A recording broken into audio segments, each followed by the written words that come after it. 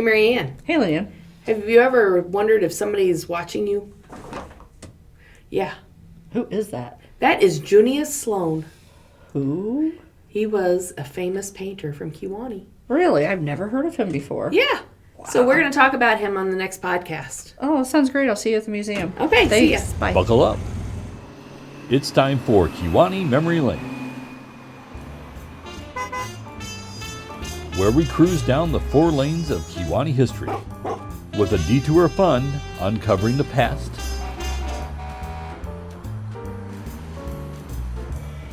coming to you straight from the Kewanee Historical Society in the heart of downtown Kewanee. Here are your hosts, Marianne and Leanne.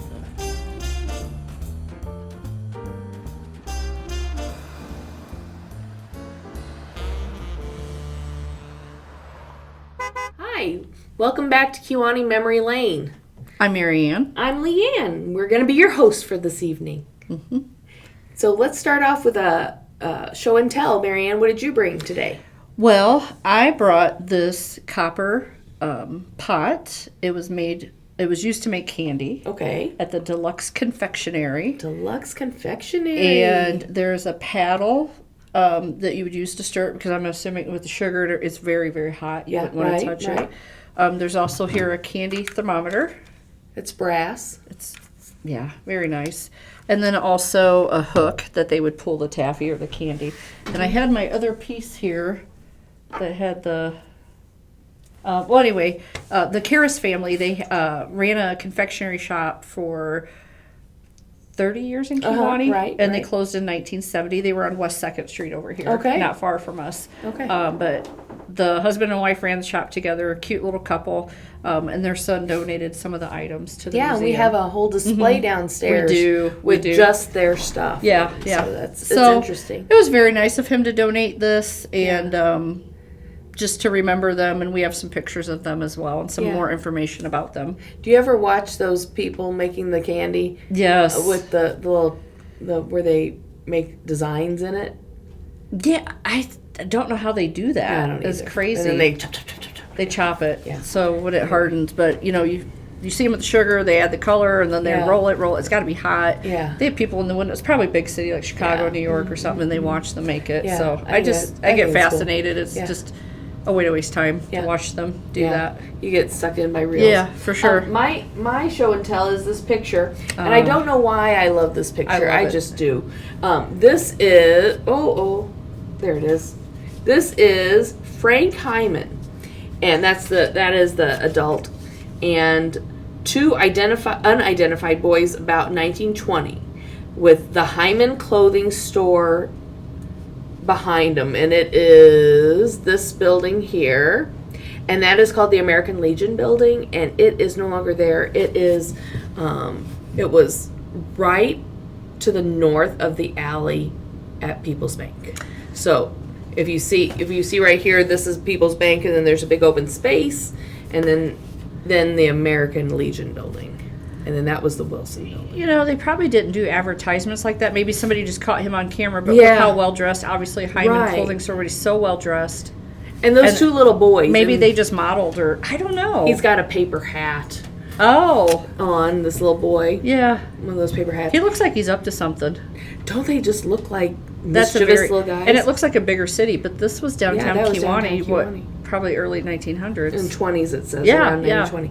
But those 2 boys, I had loved those boys so much that I had big stickers made, and we put them in the children's corner downstairs. I do like that picture as well. So that just shows old Kewanee and some old buildings, and I just love We have that. a lot of old photos here. Honestly, we hope you visit, and sometimes it takes more than one visit to see everything. We just have oodles and oodles of stuff. Yeah. So you could just... Something for everybody. We're going to be opening soon, which by the time you see this, we're already open, but Thursdays and Saturdays, 1 to 4. We hope to see you. Yeah. Today we're going to talk about this guy. His name is Junius Sloan, and talk about the Sloan family. And Marianne, you said you were not familiar with this guy at all. No. So that's interesting. The only reason I know about it is because I had talked to Larry Locke about some of the paintings when it first came about. So I wanted to start off by talking about actually Junius's parents. Okay. His parents were Seymour Sloan and Drusilla Luce Sloan, Luce. Maybe it's Lucy. I don't know. It's Luce. It's probably loose. Yeah. But they came from Ohio. And in 1820, Drusilla was making straw bonnets in Ohio. And it was, Oh, wow. can you imagine? No. She was braiding straw bonnets. That'd itch your head. Well, I think it was finer. Yeah, But yeah. And then in 1821, Seymour Sloan came there, and he was they said he was a red-headed, red-bearded blacksmith, toolmaker, and farmer. Wow. I think he was like no nonsense. So, wonder if he looks like his dad. I see Yeah, some red hair there. yeah, That's a neat portrait. Yeah, I think that was a self-portrait. I'm not sure of the date. Okay. But Very I think cool. that's a self-portrait of him because he was a painter, and Drusilla and Seymour were married in 1824. And Junius Ralston Sloan was number 2 of 8. So Wow. he's number 2 of 8 siblings. And in 1848, so he was 21, he sets off, he's going to be a painter. And apparently he didn't just wake up one day, and it was cultivated in him because his mother wanted to taught all the children arts and music and stuff like that, where the father was a little more stern, but she cultivated that. So he sets off to be a painter, and he travels the countryside just looking for things to paint and hoping that people will buy things from him. So that was in 1848. In 1852, the whole family moved to Kewanee, Illinois. And from what I've read, it was because they sort of knew that the train was coming through, and so they wanted to get some land.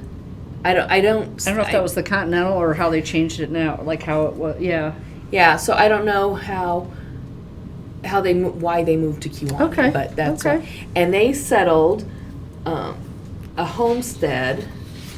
40-acre homestead in 1853, and I have this picture, and it's the homestead was the corner of Division and East Street, and it is the northwest corner of Division and East Street. It's kind of a hilly area now with some houses up there. Right. Yeah. Yeah. And across the street is what was the Otley farm with the big white house that's still there.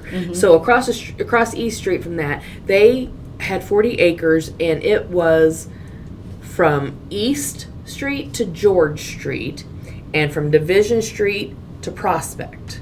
So that's quite an an area. Wow. And so they farmed that, and they Okay. also purchased from Prospect Street up to, I think it is. Gosh, I don't know what street it is. It's right south of the old cemetery. The street. Lyle Street or No. The armory would sit here. And so, Willow maybe? Oh, there's Willow and Pleasant. I don't. Oh. Huh. Well, anyway. That's where, up till there. And so they own that. They owned the 40 acres, which was the homestead, from 1853 to 1867. And then the northern part from 1853 to 1883. And if you look here, it was taken by the city, and it became the Sloan's Edition. So that's what that That's cool. area was called. That's a lot of land. That's a lot of land. Lot of Yeah. land. Well, they had 6 kids with them, and mom and dad. So, and the ages ranged from like 28 to 13. So there was a wide span of. Do you know if they built different houses on that? And there for was their 2 kids? houses. No, Oh, okay. it was just one house. This was their homestead there at the bottom on the south, very south, and then there was a brother that came with them. And that was William Sloan, but I don't know who William Sloan is. Okay. I think it was a brother too. Seymour Sloan. So that was 1853. In 1854, Junius went to Princeton, Illinois, because it was more affluent, and he wanted to be a portrait painter. And so he went there, and he said he was looking for heads to paint. So, Wow. you know, and he got in with a furniture store owner, and he would paint landscapes and then hang it up, and then hopefully to sell them off sell a room. That's a good idea. Where now you can buy, Yeah. prints and stuff at a furniture store too. That's a good idea. Yeah, and then maybe get commissions to do portraits. So at that time, General Howe, which is he was from Kewanee, he was a general in the Civil War. He had a couple kids and hired Junius Sloan to paint his kids, and this is Edward Everett and Emily Howe. He did a good job. Yeah, and it's very ethereal. I mean, this is a photograph of the painting, and so, but they're very like ethereal looking, I think. So, but nice. that was sort of his style. He painted with oils, and so he was a portrait painter there for 2 years, and our collection on Junius Sloan was given to us by a man named Richard Brower, and he is the namesake of the Richard Brower Museum of Art in Valparaiso at Valparaiso University. Oh, wow. And so he gave us all sorts of everything that he had that pertained to Kewanee. He gave us copies of, obviously. The originals sure. But that's so nice. Yeah. And there are so many beautiful pictures, and there's all the letters that were written between Junius and Henry, his brother. Henry became a doctor, and he studied at Knox College. So while Junius was off painting, Henry was home studying. Okay. So, but I wanted to read an excerpt of a letter that was written to Junius from Henry, because it just proves that moms are moms no matter what decade, century, whatever it is. So it says, Kewanee, May 25th, 1856. Brother June, the days of the past week have followed each other in slow and regular order, and at the close of each day we have looked for a envelope from the artist. The history of our expectations has been one of repeated disappointments, and the universal conviction was, well, he don't write because he's coming home at the close of the week. But Saturday night has come, and the cars meaning the train, bring neither letter nor boy. Now the opinion seems to be gaining ground that there's a pin loose somewhere. Something must be done to rectify the error. Accordingly, I have been directed to give you a blowing up, and that disagreeable duty I shall proceed to do in as brief and tender a manner as possible. You know that I do it for your own good, and more in sorrow than in anger, so lend me your ear. Wow. Ahem, it even says, ahem. Now, my son, ahem.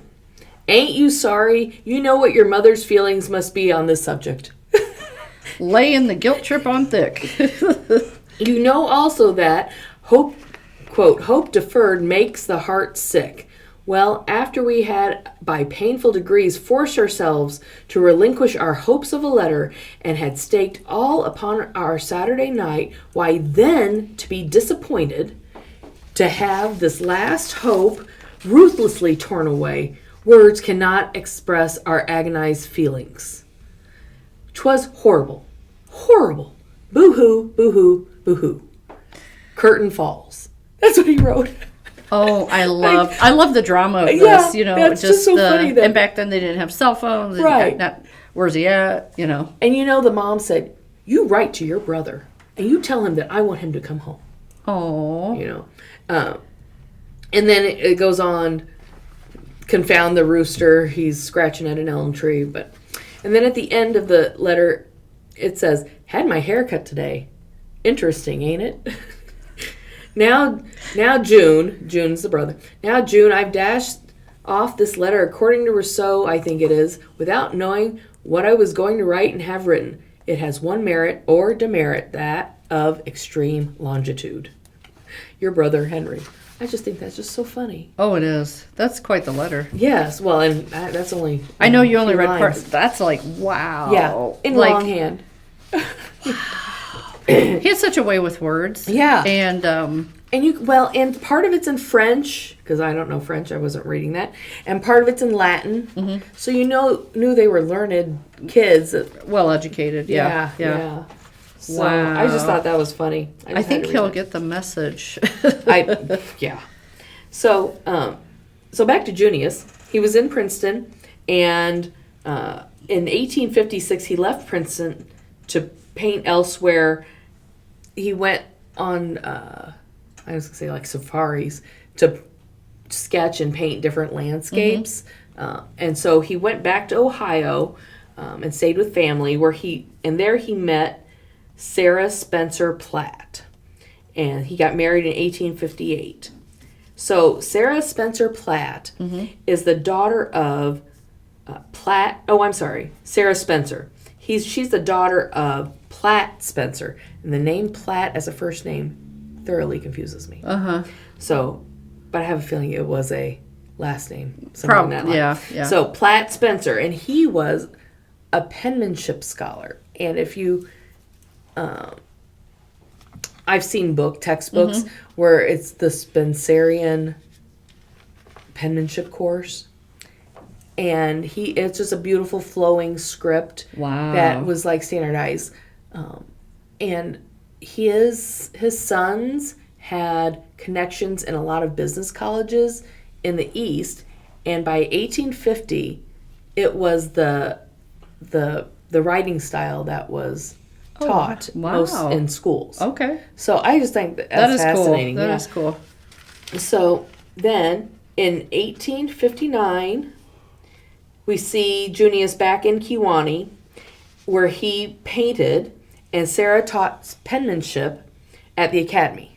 You know where the academy was? Mm-hmm. The academy was on South Chestnut Street. The Blanks' house is now there. Mm-hmm. It was the first high school in Kewanee, and both Wethersfield and Kewanee students attended there. At one time. At one time, yeah. And so it was called the Academy, but it was officially known as the Union Seminary. Mm-hmm. So she taught there, which, 1859, she had a job. Yeah. But her husband was an artist. Wow. So I can. Well, I'm just surprised. Yeah. Well, with her gender back then, and yeah. Usually you're home baking, making noodles, cooking, rearing the kids. Yeah. So right now they didn't have any kids. Right. But I'm just saying, and then they lived in Kewanee for 18 months. While he painted some stuff here and did portrait painting in the area, and she taught at That's neat. The academy, yeah. And then after that, they traveled. After, 1860, they traveled while Junius painted, and basically painted, got money, moved along, that sort of thing. She really supported his career, and then you wonder how that was able to provide for them financially. Right, yeah. Because I would think, well, this is about wartime, so you wonder how Civil War. How if people were wanting their portraits painted before anything happened, or even photography back then, like nobody smiled, and I don't I don't know what the portraits look like that he painted, but I know in my family we have some old photographs of family members. They're just dark clothes, very stoic, Right, yeah. And so I wondered, did they want their picture done, or I don't know. So in 1864, basically, I am thinking that Sarah said, we need to settle somewhere and have some babies. Right. So they picked Chicago because his brother Henry, who was the doctor by this point, he had settled in Forest Park, and he was a doctor in Forest Park. So they settled in Forest Park. Okay. So, and in 1866, they visited Kewanee and stayed on the farm with the parents. And that's where he paints his most famous works of Kewanee. And this, I'll show you some. This one is called Cool Morning on the Prairie, and it is supposed to be like his most famous. That's this one. And this little girl is his sister Mary. And Oh. yeah, and she's letting the cows, this is supposed to be looking north. So this is supposed to be like where the family is, and then up there is Wow. the Just now that's all residential. It's just really cool to see that. Right, Yeah. right. So then he also painted, what is it called? I have it down here. It's called The Knitting Lesson, which is this picture. Oh. And this is his niece, Kara, and this is his mama. And apparently his mama had become an invalid at this point. Oh. And this is in their house. And this was like the last genre painting where I'm not really up on all the art things, but apparently this is from a sketch he did, and that he painted from that, and it shows more fine features, Wow. It's very detail. Very good detail and shadowing. And, Yeah. You can tell there's probably candlelight. And Right. I Can think you that's- imagine that's a painting. That's very cool. That's very cool. I think it's really pretty, and the fact that that's his mom and his niece, and this is a shawl hanging off the chair, and it is the same shawl that his sister. Oh, Isn't that- I love the Isn't that connection. That is so sweet. That's the same shawl that she's wearing in that painting. That is so sweet. I just thought that was precious. Aw. So those are my two favorite ones that he's done. So, so yes, Mother and Kara, the niece. So that visit in 1866 was one of the last times he's in Kewaunee. And it's also was a year before his parents moved to town. So, so they're on Division and E Street, which we think of as town now. But they moved to town, and they moved to Prospect Street. They moved to 314 West Prospect, which was this house. Okay? Oh, Yeah. I recognize that. Do you recognize that house? I do. Things all tie together here in Kewaunee. I know.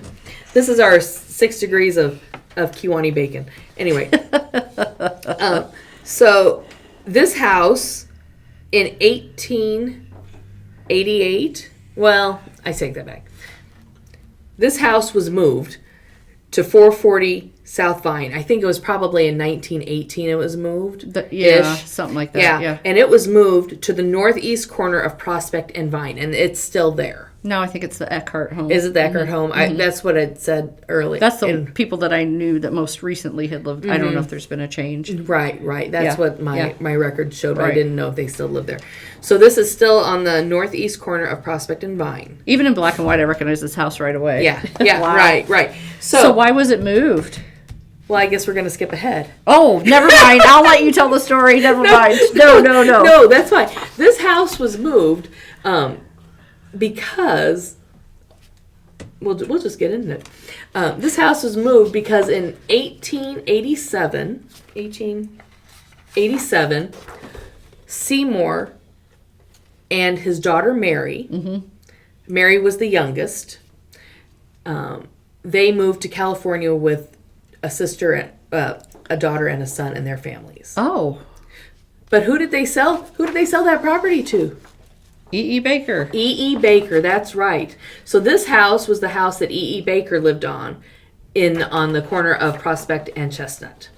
And so he's the one that moved it to Vine Street to build the villa. The villa. Yeah.